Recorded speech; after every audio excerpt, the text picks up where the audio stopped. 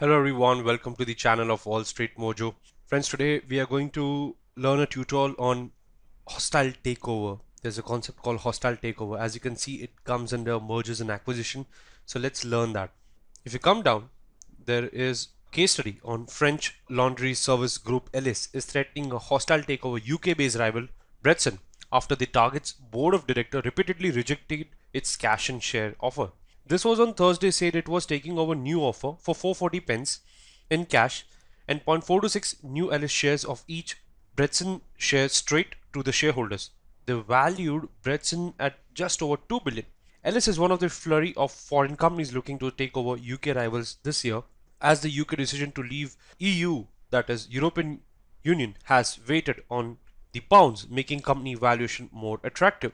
So, what is hostile takeover? The French laundry service company Ellis made a hostile takeover offer valuing the company at over euro 2 billion. You can see over here as it is mentioned and been highlighted. The world would be able to different place if there were friendly justice all over. However, not everything happens on a friendly note in the corporate landscape. Hostility is a common phenomenon when it comes to mergers and acquisition. A noted philosopher Lucas Seneca said he who dreads hostility too much is unfit to rule. So, hence, for a corporate landscape, hostility is unavoidable and companies have to be prepared for it. The battle for corporate control has led to many tectonic shifts in the management structures of many large companies.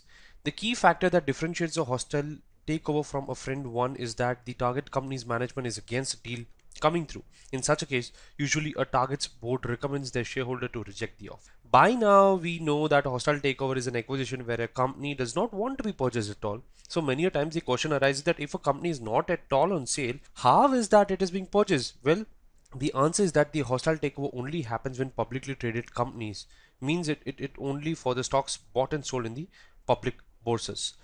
Let's see what are the tactics of the hostile takeover. A company is aiming at a hostile takeover can approach this by two major ways. Namely, first, tender offer, and second is called proxy fight. The tender offer happens when a company or a group of investors offer to purchase the majority of the shares of the target company at a premium to the market price, and this offer is made to the board of directors who may reject it. So in this circumstances, the bidder can place offer directly to the shareholders. The shareholder in turn may decide to accept the offer if they find merit in it. Only when the majority of the shareholders decide to accept the offer, the sale of the shares takes place. Let's see what is proxy battle. I'll show you some chart. As you can see, the proxy battle is an unfriendly fight. Okay, so public, private, it is uninformed, unsolicited tender offer. So you can learn from this mind map. The above decision tree, diagram shows the entire process that goes behind the hostile takeover bid. The target offers is termed as hostile when the bidder deliberately chooses not to inform the target company about the unsolicited offer. Naturally, in such a scenario, a proxy contest will also be considered unamicable by the existing management. Even a 5% purchase of shares of a target company or what is termed as toehold position may be either considered hostile or friendly depending on the situation. Actually, it is intention behind the toehold purchase that determines how the hostile takeover is viewed. It could still be termed as friendly if the purchase is driven by reduction of the transaction cost or gaining a strategic position in the auction. However, if a toehold purchased done with the intention of gaining an authority over the management will definitely be considered as hostile. The path of hostile takeover seems to be full of twists and turns. A bid which started off as a friendly one initially could also turn into a hostile one in a due course. So, what are the defense strategy for this hostile takeovers? Since the hostile takeover bid is unwelcome, the target company takes various hostile takeovers defense strategy, reactive as well as the preemptive factors. The first is Macaroni Defense. Don't be surprised with that. Quite a lip-smacking name, isn't it? On a more technical front, Macaroni Defense entails a company issuing a large number of bonds with a situation that they must be redeemed at a high price if a company is taken over. When the bonds of a company are redeemed at an exceptionally higher price, the deal seems economically unappealing.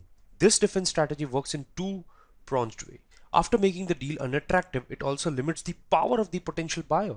The expansion of macaroni when cooked has been used as an allegory to depict that the redemption of the bond at a higher price increases the cost of the hostile takeover. It is actually a tough nut to crack for a potential buyer when the redemption is price of a bond increases. Let us assume that a company A is forcibly trying to acquire a company B. The management of the target company does not want to go ahead with the deal because it might not seem quite appealing to them, or they do not have adequate confidence that A will be able to manage the company successfully.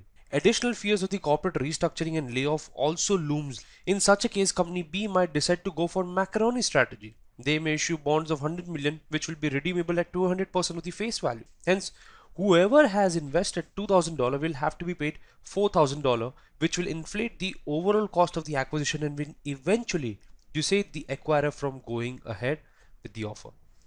The second strategy, that's known as poison pill.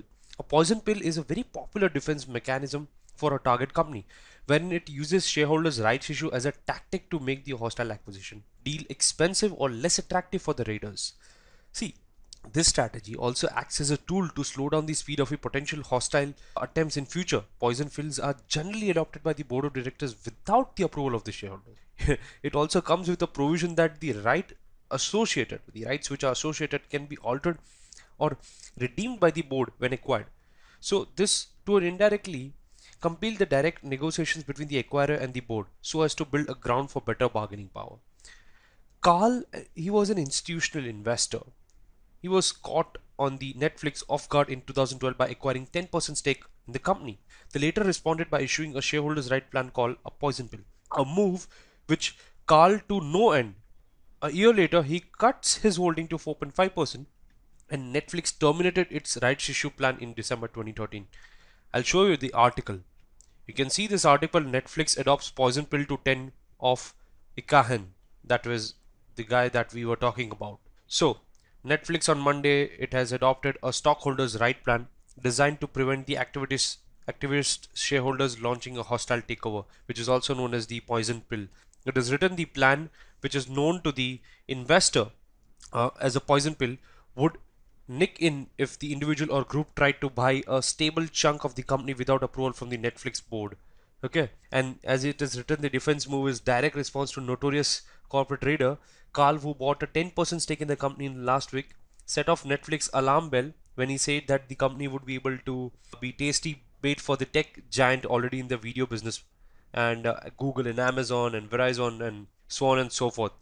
So this was poison pill. The third strategy is called scorched earth policy. Scorched earth policy is a term borrowed from a military parlance. Most of the times in military, generals order the soldiers to destroy anything and everything that could be of potential use to the opponent's army. According to this defense tactic, companies sell off most of the important assets or make the acquiring company enter into long-term contractual obligation. The fourth strategy, which is known as golden parachute.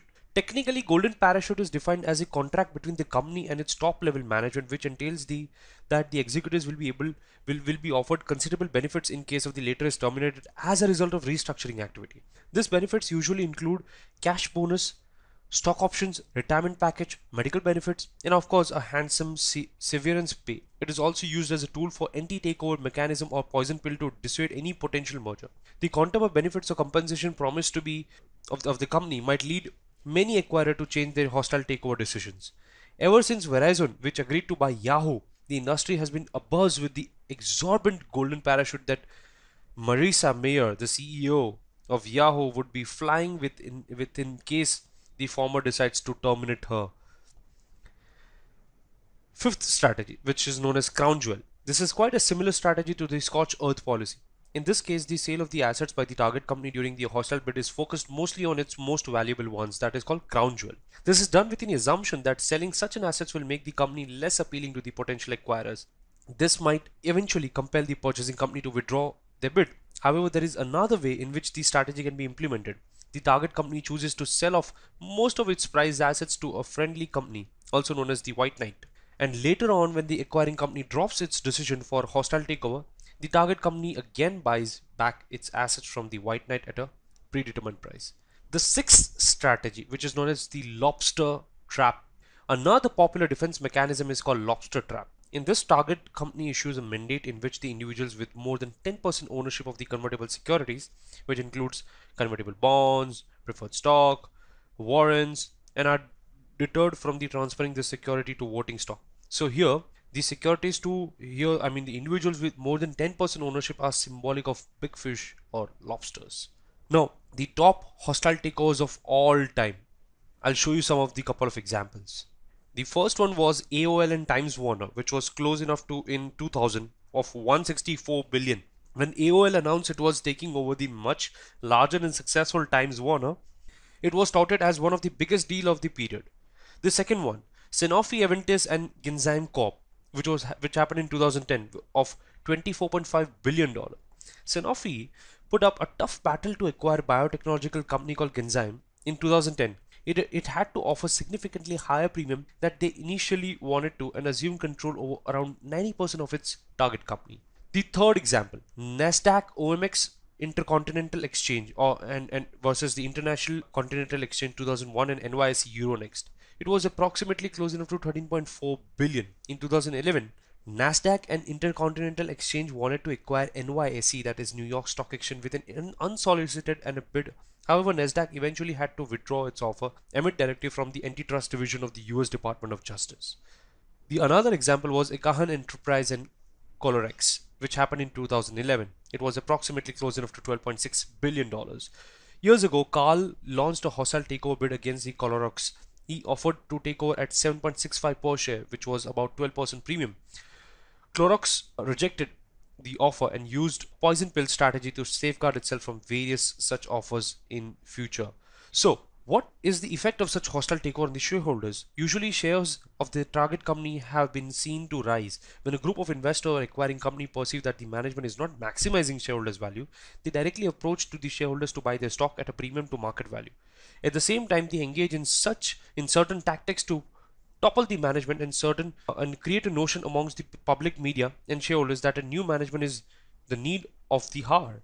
So, as we can see, the stock prices of Branson jumped after Euro 2 billion hostile takeover bid by Ellis. You can see the above chart, the jump in the stock price of Branson after the hostile takeover bid by Ellis. It jumped directly to 1098. As a result of this, there is an additional demand of the shares in the market. What follows is bitter fight for the control of the company. Hostile takeovers are nothing but a battle against the existing management.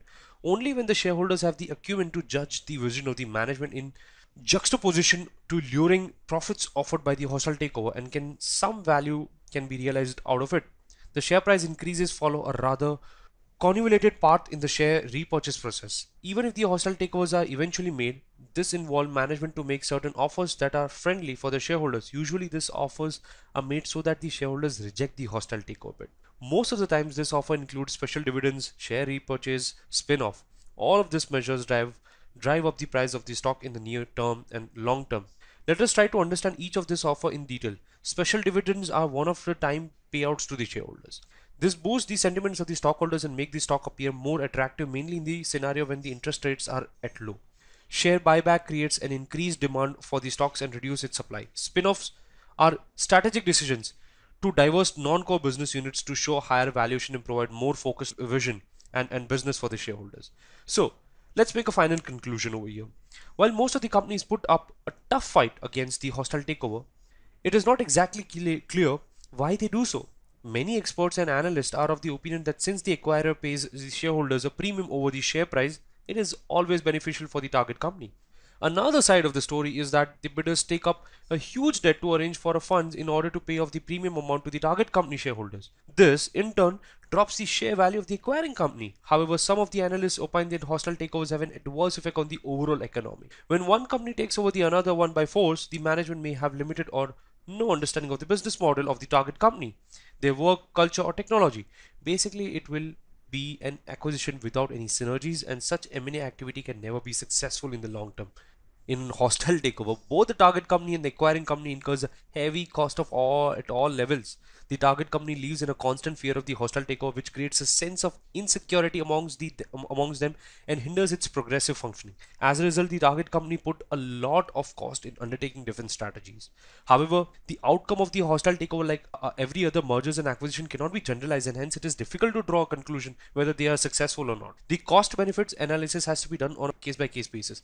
Some of the hostile takeovers have been doomed, while the other have resulted in industry consolidation and fairly strong companies. Thank you, everyone.